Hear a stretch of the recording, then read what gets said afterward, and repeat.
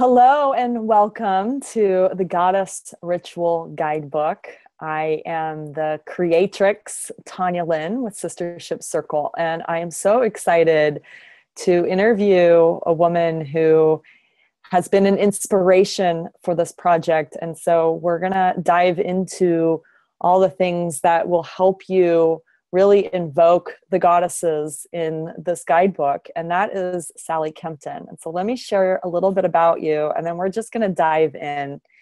So Sally Kempton teaches at the cutting edge of ancient and contemporary wisdom, unfolding the energetic practices of the tantrikas in an atmosphere that creates space for real inner change. A former Swami in a Vedic tradition, she has been teaching for nearly 40 years and is known for her powerful transmissions of meditated states. She is the author of Awakening Shakti, the transformative power of the goddesses of yoga, and the best-selling Meditation for the Love of It. She also has an audio program of meditations on the Vijnana, you're going to have to say that for me. Yeah, called Doorways to the Infinite. Sally offers regular retreats and workshops as well as teleconferences, and you can see her full schedule at sallykempton.com. So this book, Awakening Shakti, if you haven't read it, you'll actually see the link below this video so that you can buy the book. It has been an inspiration to me, an inspiration for this guidebook. And that's, that's why we're here today interviewing Sally. So thank you, Sally, for being here and sharing your wisdom with all of the amazing women who are listening and tuning in. And I just wanted to start with why ritual? Like, what is ritual and why ritual? It's a really good question. And I think part of the way we need to understand ritual is really in terms of the context in which we're doing ritual. Because that ritual is obviously, as we know, one of the most ancient and basic religious forms. And in the tantric tradition especially, which is a tradition in which there's very much an intention to, as it were, liberate consciousness within a context of making your mundane life sacred. So rituals in ancient societies, especially in Indian society, were practiced for purposes. In other words, there were rituals that you did for health. There were rituals you did to have a child. There were rituals you did to establish your power as a ruler. There were rituals that people did in order to charm or become more attractive. And there were rituals that you did as part of a long-term spiritual practice. And I want to just start by talking about goddess ritual and why in general it's done in the Indian tradition. First of all, the goddesses in Tantra are considered to be forms of the universal power. That is, and another way of saying that is that goddesses are powers, goddesses are energies. And, we personify them. In India, they have temples to goddesses, different goddesses. The understanding is that there is one goddess, there's one divine force who yet has many faces and many forms. So in recognizing the sacred feminine nature of the universe, both the physical universe, your inner universe, what they discovered was that you actually, if you understand the amazing mystery that which has no form, that which has no, it's outside time and space, can also take a form.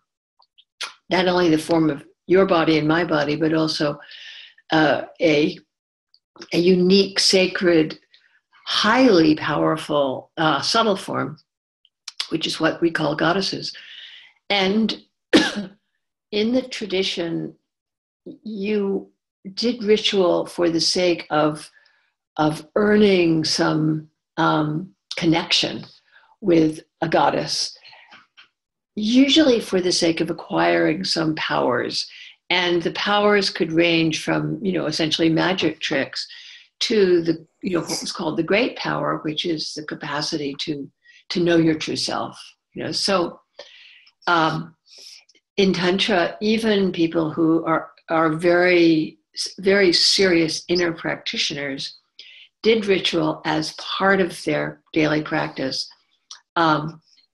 And Tantra was known for having quite well-established daily rituals that everybody did. It's, very much a part of Indian tradition.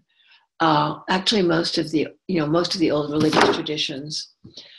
It's the idea that you practice worshipful connection to a sacred form is, even in Judaism, in which they're anti-form, nonetheless there's ritual. So the principle behind ritual is that because you're an embodied being, you're a physical person, that in order to connect to the sacred, in order to connect to the divine, it actually is very efficient to connect through the body, through the mind, and through speech. And therefore, the practices would include a physical ritual in which you usually had an altar. You usually had a deity of some kind on the altar. Nowadays, especially because we're so shamanically oriented in contemporary culture, a lot of the ritual space is in nature, or involves animal deities. In the old traditional rituals, generally speaking, a person had a family deity or a personal deity and would set up an altar and cultivate the relationship over a period of years. So you would do what the Tantrikas called a daily ritual. You would do it often more than 2 or 3 times a day, and that the ritual, you would begin the ritual by bathing. There was a certain bathing process that you did, and I find when I do ritual, I bathe. You can do it very elaborately, or you can do it very simply, but it's important, to kind of cleanse yourself, both physically and mentally. And then you create an altar that's very, very beautiful and meaningful to you. You keep it clean, and you put flowers and a candle and various food offerings on it every day.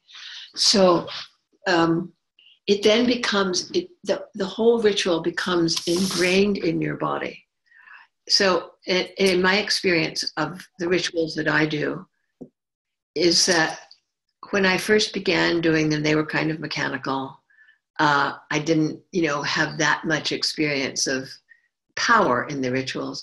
The more I have done it over the years, I'm currently doing a ritual. I've been doing this particular one for about 2 years.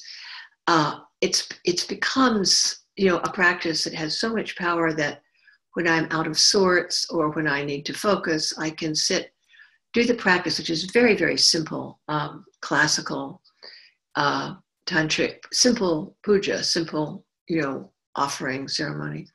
And it will immediately bring the presence of the goddess into the room, into my body. And that's really the purpose of ritual, I believe, is to connect you to deity, to the sacred energy, actually create a form of relationship, a way of relating to a goddess, to a deity, a language for being in relationship, because the whole, secret of ritual, especially goddess ritual, is that you do it for the sake of relationship. There's a very powerful story about Shiva, who was, in the Shaiva tradition, in the Shiva tradition of Shiva and the goddess in India, there's a long time, kind of dichotomy between the approach to ritual, which says you just do the ritual right, you do the steps right, it'll have an effect, and it's a kind of a mechanical view of ritual. It's called in Sanskrit karma kanda. So the idea is you want something, you find the proper ritual, you do the ritual, and then you wait for what you want to fall from the sky. And sometimes it takes a while, but there in that particular tradition, there's no sense of personal relationship with deity. It's all really completely mechanical. So the story goes that there were a group of sages doing a very elaborate fire ritual, which is a big deal in India, in a forest, and Shiva decided to show them, that ritual has no power without the presence of the deity. So this is a naughty Shiva story. So he appeared in the forest completely naked and with his friend Lord Vishnu, dressed as a beautiful woman. And the sages and their wives the women all fell in love with Shiva, and the men all began chasing the feminine form of Vishnu around the grove. And eventually they saw what was happening. They got really angry. They began to hurl missiles at Shiva. And if you've ever seen the statue of Shiva Nataraj, that is a depiction of that moment. So they threw a snake at him, and he wrapped it around his chest, and they threw a tiger at him. He slit the tiger skin and wore it. Eventually this evil dwarf emerged from the fire, and he put the dwarf under his heel and danced on it. And then he began to reveal the truth about the universe. And the sages saw that, that every single act, every planetary movement, the seasons, that it was all coming from out of Shiva. And they had an epiphany, fell on their faces, and became, worshipers of the soul of the universe. That's the proper way to do a ritual.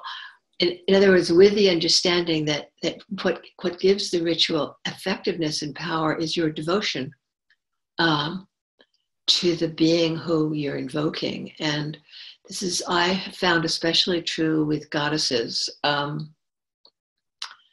Goddesses are feminine, so they're very highly relational.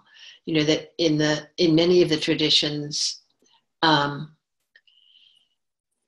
goddesses are associated with particular places, with particular issues, with different physical healings, etc., etc. But what's important is that you cultivate a relationship with a single goddess over a period of time. And this is difficult for some of us because we're drawn to different goddesses, and you kind of feel, oh well, I need protection, so let me call on Durga, or I'm interested in health and prosperity, and oh, I would really like to have a child, so maybe I'll cultivate Lakshmi. So in a certain sense, it's important both to understand the nature of goddesses and also to understand the nature of goddess, because the truth is all forms of goddess are faces of the one goddess. So you actually, if you feel your way into a particular relationship with a form of the goddess, you can approach her for, almost any form of intervention. So that's a brief overview.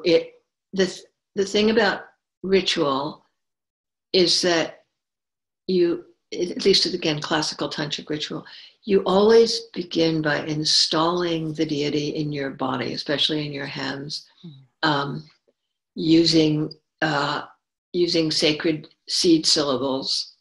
So, there's in the one I do every day, you begin by touching your thumb and then your thumb, then your forefinger, then your middle finger, then your ring finger, then your pinky finger, with specific mantras, and then you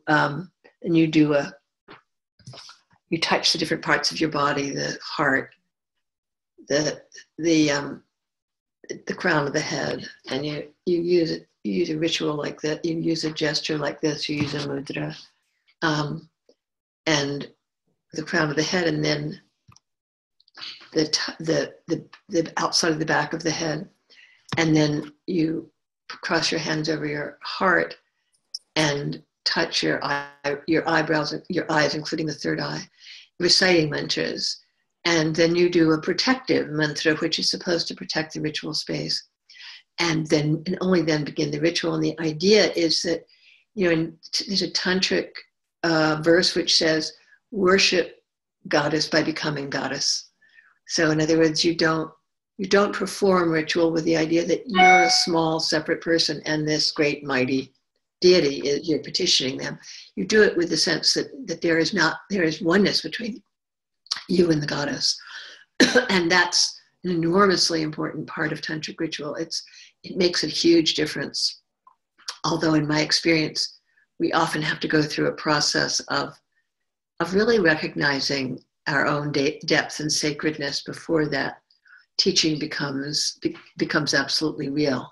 Because at a certain point, if you practice ritual with the understanding that you're worshiping your own self, as well as, the goddess, eventually you'll realize that there is no difference between you and the sacred energy of the universe, or the goddess that you're offering ritual worship to. So that's a little bit of the lore of ritual from a tantric point of view. Just touching it, right? So I have a question about what you just did, and then the next question. So when you're doing that space setting and getting ready for the ritual, is that something that is goddess specific? So the mantras that you're doing with your fingers, or is that like a general setup for then going into any goddess? You can. It's a general setup for going into any goddess. There are a series that, do you know what seed syllables are, seed mantras? If anyone is on the audience has ever done TM, most of the mantras that are given to you in initiation in TM are what are called seed mantras, Sanskrit bija. And a seed mantra, it's a mystical understanding that, again, you have to do it enough until it becomes real. Otherwise, it's like, what? But a seed mantra is a sound form which contains the capacity to unfold the full energy of the deity within the practitioner. So, for instance, a classical example of a seed mantra is the mantra Ram, which is the seed syllable for fire. And in ancient days and still today, priests doing ritual fires would kindle a fire by rubbing sticks together and reciting the mantra Ram, which would, for a really advanced practitioner, would literally make fire spring forth from wood through the sound. Ram is the sound of the fire god Agni. So the seed mantras that we use, that I use, and that many people use, they're not, they're very public these days, are that there's, they sound like Aim, Reem, Shreem, Kleem, Kreem, and each one of them stands for or holds the energy of a particular form of goddess. And in different combinations, that the same seed syllables are put together in different combinations to invoke different forms of goddess. So when you're doing this ritual, this hand cleansing, and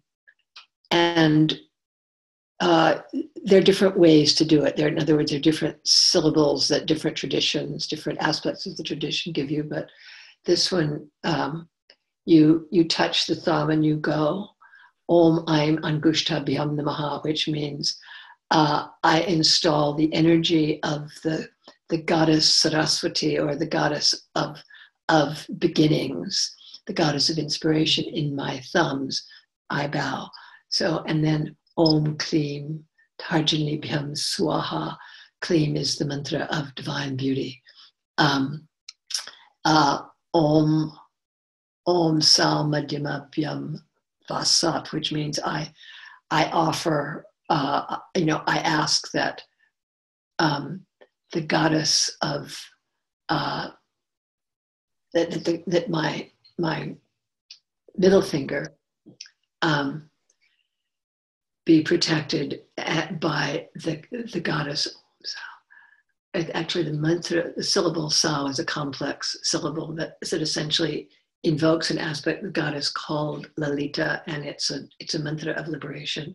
So you go through with each of these mantras, each finger, so that by the time you're done, your hands are, have turned into sacred vessels of the goddess.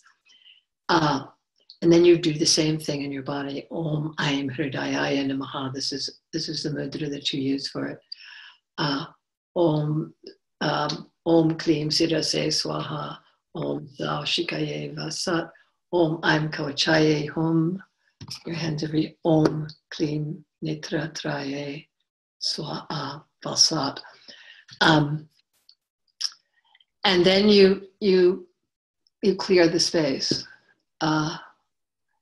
And the mantra for clearing the space is this actually is for your hands. Om Sal Karatal Kara Prishtabhyam Astriyapat. It's very, it's very much a clearing ritual. It's supposed to dispel any negative spirits.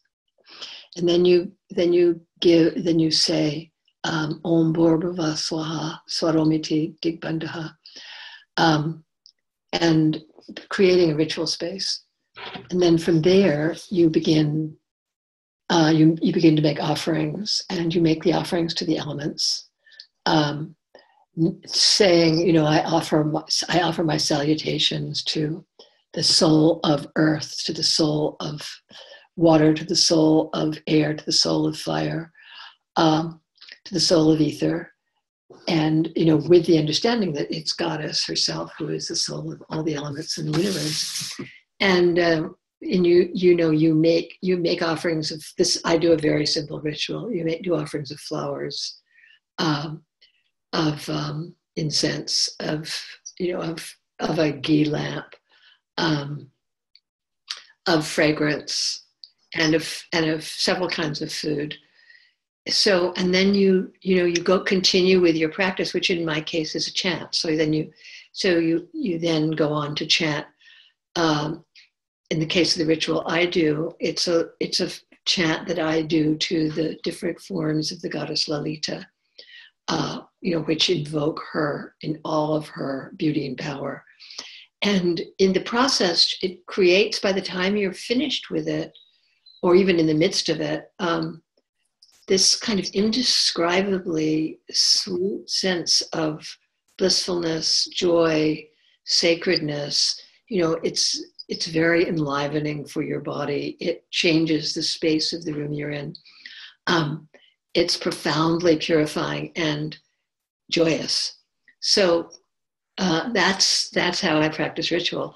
Mm. Now, obviously, I'm sure that many of the people who are involved, who are contributing to this, have their own personal rituals, and I have friends who make up rituals, and I have done it myself especially for particular moments, transformative moments in life. And once you start, obviously, tuning into the sacred nature of the universe, then you begin to receive guidance in physical ritual. I don't tend to make up ritual so much as to make up prayers. So the way I generally work with transition moments is to create a ritual space, and then to begin to offer prayers, invocations, especially a lot of invocations. Not so much prayers in terms of petitionary prayers, but prayers in terms of gratitude prayers, blessing prayers, intention prayers. And the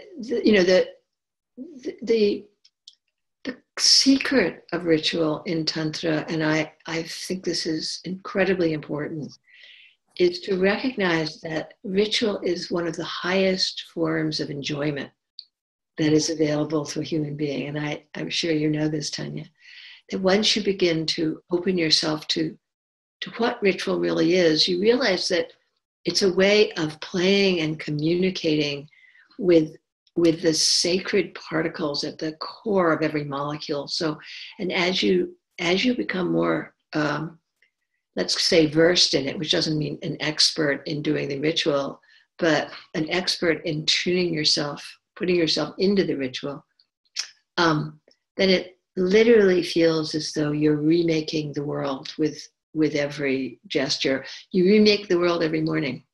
You know, you take yourself into a deeper and deeper relationship with the sacred environment through ritual and chanting. And in Tantra, ritual and mantra are very entwined. In other words, you wouldn't do a ritual, just a physical ritual. You would always accompany it with the appropriate mantras. And because the mantra is considered to be the sound form of the goddess, I mean, literally, the sound aspect of the goddess, it's through the mantra that you bring the goddess into the space. So, you know, then you make the offerings. And that was something I was going to ask is, you know, when you're using the different sounds, someone might be listening to this and say, well, can I say that in English? But there's something specific about those sounds and what they correspond to, correct? Correct. And yes, you can say them. You can say it in English. Oh, you can. Okay. Yeah, you can, but it's not going to have. If you say it in English, the power it has is going to come entirely from your intention. Mm. If you say it in Sanskrit, then you get first you get the empowerment of the lineage that's behind it.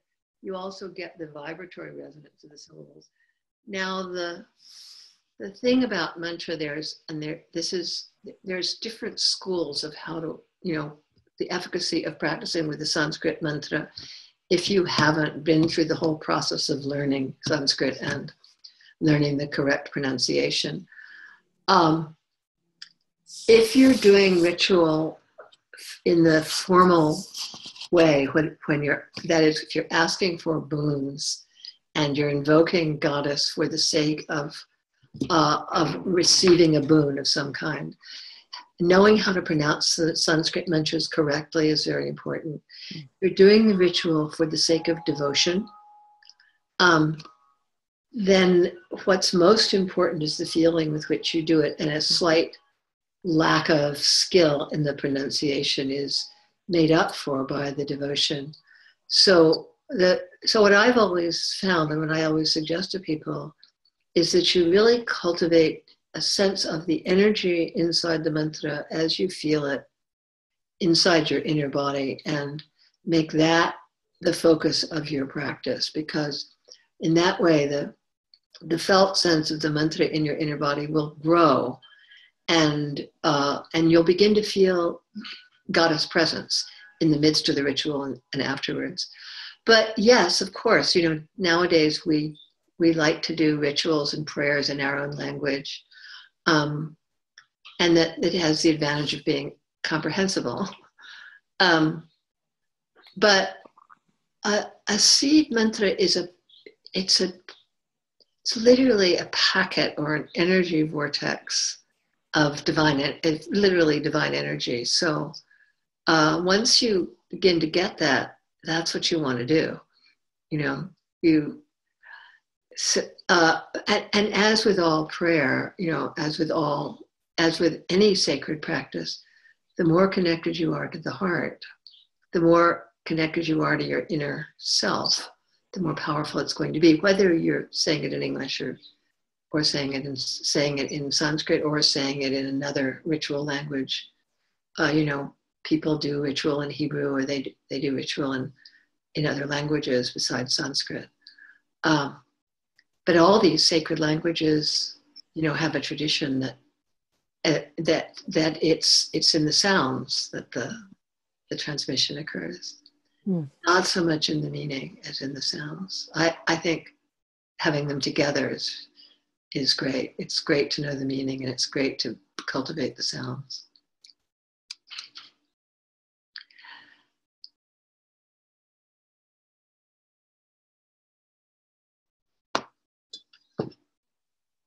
Okay, I lost you for a second there. So the last piece you were saying. I was saying that the sound, if you have to choose between the sound and the meaning, choose the sound, especially if you can connect to the felt sense of the energy of the sound inside your body. But it's, of course, it's best to have a sense of sound and meaning. Yeah. Wow, we've just covered so much. The question that was coming up for me earlier is, okay, so women are getting they're getting introduced to multiple goddesses, multiple rituals, and, you know, you're cultivating a practice right now for 2 years, right? Wow. So how does one, and actually someone asked me this, you know, like, well, how do I know which goddess that I should work with? And so with this, you know, this guidebook is really this taste test. And how do you know who to go and start to work with? Does she pick you? Do you, you know, so how does a woman know now where to go from here? It's a really good question.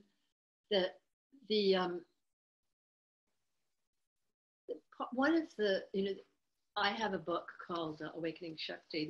I also have a CD that goes with it called Shakti Meditations. And in my experience, you can't decide, I'm interested in this goddess. You have to do some practice with the goddess and find out how she feels inside your energy system. And so what I always suggest that somebody do, I mean, of course, you know, I suggest people work with Awakening Shakti or with Shakti Meditations, mainly because especially the guided meditations will put you into a state of actual communication with the goddess energy, and you'll start to be able to feel what she feels like. The Shakti meditations are a series of, there's a little bit of information about 10 different goddesses. And then there's a meditation in which you invoke the goddess's presence. You have a conversation with her as, you know, as a subtle presence in the room, and then you bring her into your own body. And in the course of that, and I always suggest that people actually spend a little time with each goddess, you know, and I'm sure in your book that you counsel that as well. I think it's important to not be in a big hurry, to spend a week just actually investigating the way a particular goddess feels, unless there's just no resonance at all, in which case, you know, let her go. And at a certain point, the connection will happen. You'll feel the resonance take birth, and you'll start to know, okay, there's a couple of goddesses that I feel close to. Many of my students, for example, feel very drawn to a form of goddess who is not one of the famous Hindu goddesses. Her name is Bhuvaneshwari. She's you know, something like Kuan Yin, in that she's a very accepting, embracing, compassionate form of the goddess. But she's also she represents the creative matrix out of which the entire physical and subtle realms arise. So she's a much bigger goddess than Kuan Yin in that sense, because she contains everything. But because she's very motherly and very very loving and very deeply, the feeling of her is deep acceptance. So a lot of people, you know, because we all need mothering one way or another, a lot of my students connect to her in a very natural way, and she becomes the presence that they go to when they're looking for comfort, for wisdom. In the yoga world, an awful lot of the yoginis I know are interested in the goddess Durga, who's, you know, a warrior figure, but you need to get to know them all. I always tell people, don't be too desperate. because there's, each one of these beings has a deep, deep richness of sacred energy. And it's not a question of, I have to find the right goddess. It's like, these are beings who you offer friendship to and accept the friendship they offer you. So it's a little bit, it's like making friends with a human being, except it's a much more, powerful and subtle form of being. But what I would also say is that all of us have, in some traditions they're called guides. In other words, they're subtle forces that are around each one of us that most of us never see. Most of us don't know how to identify.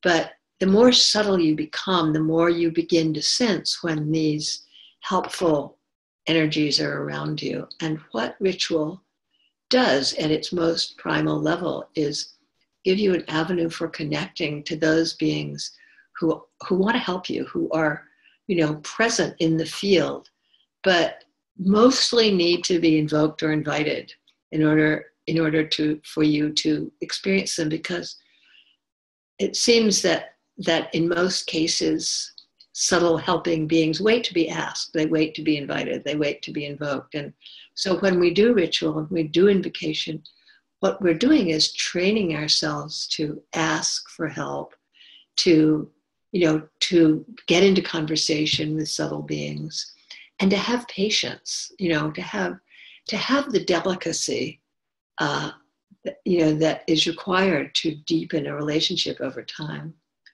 So I would say to people, let yourself explore several of these goddesses, give each one at least a week. Don't be impatient, because you'll receive something from every form of ritual practice. They'll all enhance your capacity to hold sacred energy. But this, goddess practice is not about instant gratification. It's about cultivation, and the results can be quite dramatic and can come quite quickly, but sometimes it takes a while. So we're used to instant gratification, and this is a practice of depth. I love that. So I have one more question, and that is that there's all these stories, and like you said, you don't really necessarily make up rituals. You've learned all these, and you've done a lot of study. And so how did you learn some of these stories and rituals? Are they passed down? And this is really coming from the woman who wants to do a little bit more research on the stories and the mythology of these goddesses. And so how do we find that? I mean, your book obviously is a great resource on many myths and background on these 10 particular goddesses, but how does one get started with doing more research and study? Well, there are a number. I think it depends on which tradition you're talking about. There is a lot of contemporary scholarship on goddesses, among feminist scholars, particularly, much more than much more than I realized. When I first started researching my goddess book, I found out that, there are books on, on the Hindu goddesses. I would say the best books are David Kinsley's. Hindu Goddesses is one of them, and I think there's one on tantric goddesses. And what he does is he researched the temples, he researched the stories, he researched the mythology. The core book on the Indian goddesses is called the Srimad Devi Bhagavatam. Srimad Devi, Devi, Bhagavatam, Bhaga, Vatum. It's a big compendium of stories about the goddesses. it's one of the Puranas, the mythological books of India. It's about this thick. It's got millions of rituals. It's got millions of stories. It's not an easy read, but it's perfectly doable. And then there are a lot of contemporary women writers who have done pilgrimage and collected stories and personal experiences of the Hindu goddesses. I know that the book Goddesses in Every Woman by Jean Shinoda Bolen is kind of the Bible for the Greek goddesses. My issue with, and again, I know people who have very deep relationships with the Greek goddesses. I've never found them to be alive in the way that the Hindu goddesses are. But and I've studied Greek mythology since I was 5, so I'm very familiar with them. And I've spent time in Greece, and I did make efforts to find the key to those goddesses. I never have, but I have friends, especially friends who spend time in sacred sites in Greece and Turkey, who have very powerful relationships with the Greek goddesses and the shamanic feminine seer figures in the Greek tradition. So, in a certain sense, I think we're drawn to where we have karma, and for some people that's very, especially Western women, that the Middle Eastern and Greek goddess figures have a lot of power. The reason that I love the Hindu goddesses, not only because I've been studying in a Hindu-based tradition or I studied it for many years in that tradition, but because the Hindu deity practice it's a thousands of year old tradition that is still completely alive. So, if you go to a temple in India, it will be full of people. It'll be full of worship. It'll be full of all sorts of activity, and the temples have power. You feel it the moment you walk in. Some of which really comes from the tradition of worship. So because when we do ritual, we can enter into the power of a lineage tradition if we connect ourselves to it, and it just makes it much easier for us. That rather than having to kind of reinvent the wheel or open up a tradition that's been buried for thousands of years, and that modern Western women are kind of resuscitating. So I think I think that it's very important to have personal rituals and to feel inspired from within to create rituals, for every aspect of your life. And I also think it's tremendously important to cultivate a relationship to an ancient sacred tradition where you're not making up the rules, so because then it's almost as though there's this vortex of energy that is deep and old and not just personal, even though it's incredibly personal. You can walk into it and have the whole tradition download itself into you if you do it with enough reverence. And that's awe-inspiring, it's... Yeah. Yes. Absolutely. And so I'd love to actually end with the personal. I'd love to hear, if you don't mind sharing, who you've been cultivating for 2 years. Well, I'm currently practicing with the goddess Lalita Tripura Sundari, she's a form of the great goddess who's, she's part of a group of goddesses who are related to Kali, but Lalita is a beautiful version of Kali. She's kind of a queenly, very erotic and also powerful goddess who both holds the secrets of embodied life and also the secrets of liberation, which is that, that the essential truth about the tantric goddesses is that it's said that they give you both liberation and worldly enjoyment, and Lalita did that. So she's really about sacred life. And I began cultivating her because she's the goddess of the Sri Chakra, that very famous geometrical form that you can find in almost any spiritual bookstore, which is a series of interlocking triangles that I wanted one for my wall, and I commissioned a sacred artist friend of mine to make me a large Sri Chakra, thinking I would put it on my bedroom wall. I wasn't planning to worship it. And when it showed up at my house, it was so full of Shakti that I realized I had to create a ritual around it. I had to worship it. It was not appropriate to use the wall ornament. So I asked a friend of mine who's a long-term goddess practitioner to initiate me into a mantra, and I just started cultivating this little daily ritual and meditating with her mantra. And she began to really just take root in my body. So she's a very, very powerful, beautiful, luscious,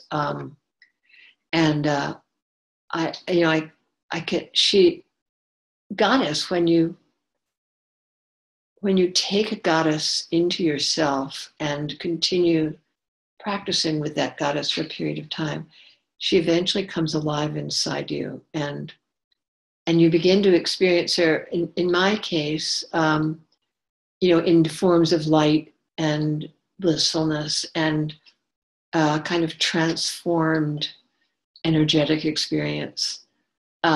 So she sort of, in a certain sense, fills your subtle body with her presence. And it's an extremely satisfying and profound practice. So, and it, this is the first time I've ever done a particular goddess ritual practice for a period of time. I've always chanted mantras to several goddesses as part of my practice, but this kind of very targeted personal relationship with one goddess I just want to say it's unbelievably powerful. And I feel that she chose me. In other words, and I do think if you can open to letting a goddess in a practice choose you, it's extremely powerful. And the way that happens is not that you sit around and wait, but that you study and cultivate goddesses until the moment when you realize you're being drawn in a certain direction, you're being pulled in a certain direction. That's fascinating. That's the third time that's the third time she's come into my awareness this month. And I had never she was so not on my radar at all. So I absolutely love that. I'm like, wow, the synchronicity of these goddesses is just amazing. And I'm just experiencing that right now. Beautiful. Yes. Wow. Is there, as we're wrapping up here, you kind of took us through that clearing ritual and the opening ritual. Is there any ritual that you can either guide us through, or even that we can just watch you perform, just to watch an expert perform ritual? Would you be open to doing that before we close? I don't really have the materials. Okay. I'd have to assemble the materials, because the thing about, ritual is that you need stuff, but we can do a mental ritual. Yeah, perfect. Okay, so you can close your eyes. We can close your eyes and imagine an altar, and I'm going to give you a description of the altar, but you can ignore my description and see what arises in your own being. So the altar is gold, and it's a table covered with a red silk cloth. Burning in front of the altar is a lamp. It's a silver lamp with the sacred substance, ghee or clarified butter inside it, and 5 cotton wicks that are all alight. And as you look at the altar, you realize that seated on the altar is the form of the goddess Lalita. Lalita is slender. Her skin is rosy red. She has very delicate features, long black hair.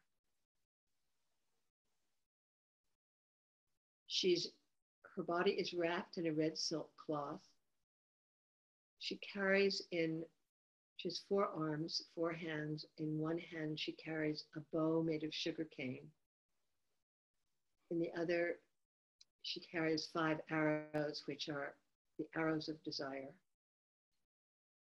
In her third hand, there's a noose, kind of a lariat, with which she holds you to the wheel of life when you're in a bound state, and with which she holds you to the path of Dharma once you begin to wake up. And in her fourth hand, she holds a goad, an elephant goad, which is her power to keep you moving forward on the path. She's exquisitely beautiful, and she's smiling. So as you allow yourself to tune into the goddess's presence, I'm not going to give you the Sanskrit. I'm going to give you an English invocation. So feel that as you inhale, feel that the energy of the goddess Lalita flows in through your heart. And as you exhale, feel that you send towards her the desire to fully experience her presence. And you can say to her a very simple prayer: "O Goddess, Lalita, the beautiful one, please be present for me and receive my offerings."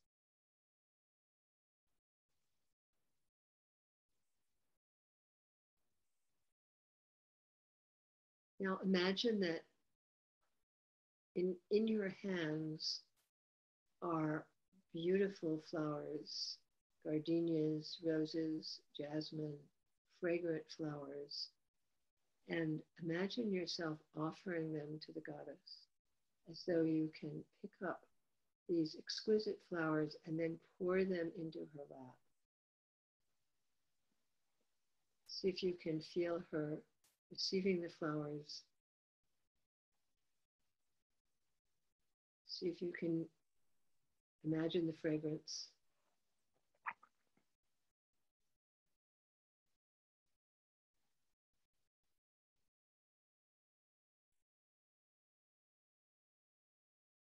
Then find in your hands a flagon, a container of perfume. And as you take the stopper off the perfume bottle, notice that the most exquisite fragrance arises from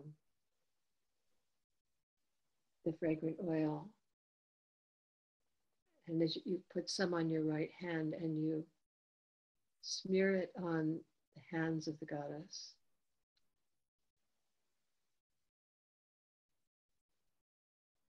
and you now imagine that the most delicious food, bowls of milk pudding, your favorite dishes, whatever seems delicious and satisfying to you, feel it now appears in front of you in golden bowls, and you offer each bowl to the goddess, and you feel her partaking of the food.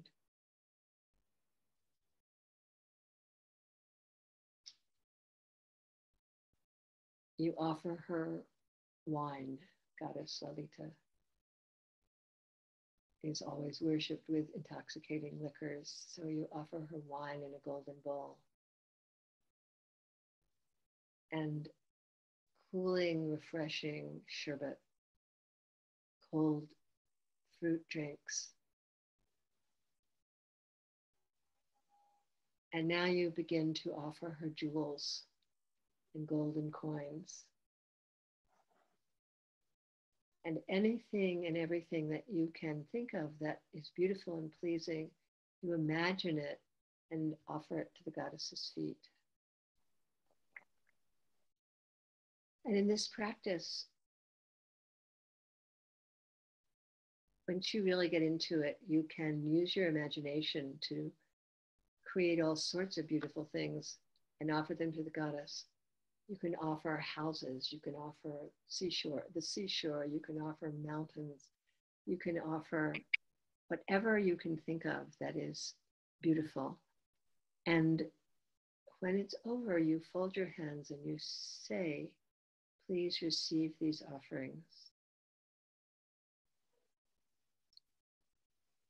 And then have the feeling that you're breathing the goddess into your heart, so that with every breath, her form dissolves into rosy red light and comes to sit inside your heart. And you close with namaskar and just sit for a moment or two, allowing yourself to feel the sacred experience of having focused your awareness, your attention on making these offerings to the goddess who is the form of your own self. And so it is. And so it is. This is called mental worship, and the great thing about it is that you can use your imagination. You can make the most outrageous offerings, and it's a very, very powerful inner effect. And it's very nice to make the actual physical ritual with real perfume, real flowers, real food, with sacred flame, and and at the same time do these very elaborate inner rituals. That's so beautiful. You know what I'm most present to is so much of what we are taught to do is, dieting and don't indulge in pleasure and don't drink and don't do this, and it's just these very strict spiritual laws. And what I'm so present to is the beauty and the sensuality, the senses of the goddess and of the feminine. And it's like a permissioning for us women to be that. And I just felt so filled up, it's just so beautiful. So thank you for that. You're so welcome. It's a beautiful, beautiful process. And the thing about mental worship is that you can do it anywhere. So you can do it on the bus. I love that. All right. So Tanya, it was a pleasure. Thank you. Oh my God.